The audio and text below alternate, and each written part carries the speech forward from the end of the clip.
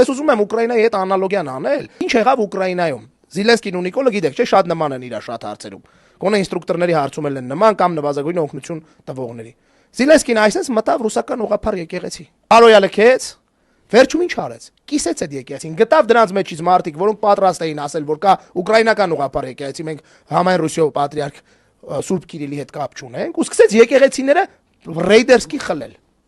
Գիտեք ինչ անելու Նիկոլ Փաշինյանը։ Այսօրվա պես հիշեք խոսքս։ Ես հիմա ասում եմ, հիշեք խոսքս այսօրվա պես։